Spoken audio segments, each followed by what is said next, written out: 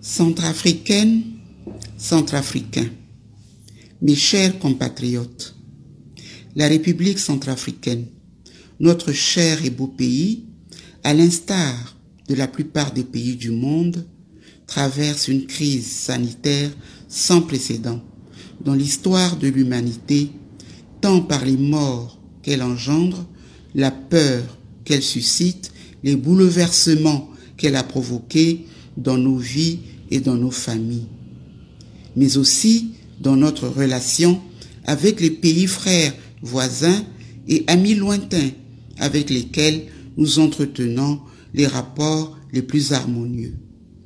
Le coronavirus, puisque c'est de lui qu'il s'agit, sévit dans le monde entier, sans discrimination de continent, de classe, d'âge et de sexe. Il peut entrer partout, dans nos territoires, nos villes, nos administrations, nos rues, nos maisons.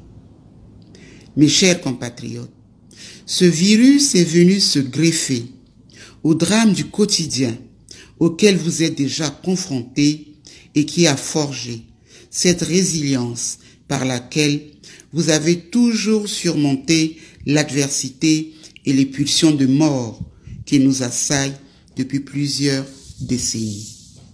Certes, l'actualité est envahie par le macabre comptage des morts. Elle nous montre la détresse des populations, les changements d'habitude et d'attitude qu'impose l'omniprésence du virus et le danger qu'il représente.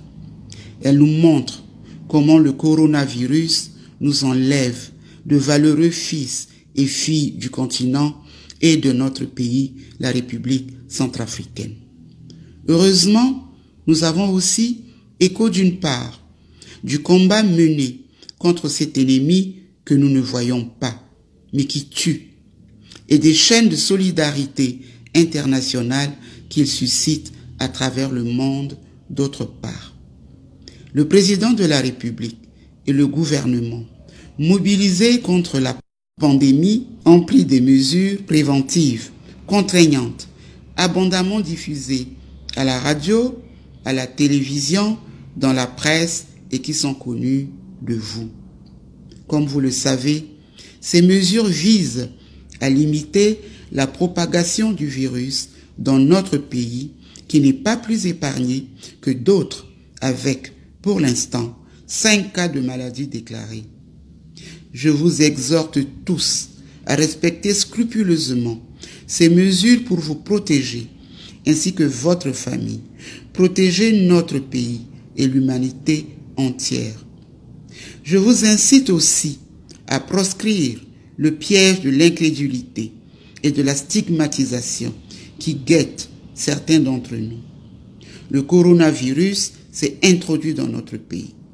Nous n'allons pas nous cacher, ni fuir, mais nous dresser contre lui, plus disciplinés et résilients que jamais pour l'éradiquer. C'est pourquoi je lance un vibrant appel à la solidarité nationale, aux opérateurs économiques, aux personnes de bonne volonté, à l'Organisation mondiale de la santé, au Fonds des Nations unies pour la population, aux organisations nationales et internationales pour contribuer à la mise en place d'un Fonds national de solidarité. Le Fonds national de solidarité aura pour objectif d'assurer une meilleure prise en charge psychosociale et thérapeutique des personnes infectées et affectées par le Covid-19. Mes chers compatriotes, je voudrais partager toute ma compassion avec les familles affectées et, à l'occasion, adresser à toute l'équipe médicale mise en place et engagée spécialement dans la lutte contre le coronavirus tous mes encouragements pour son courage, son abnégation et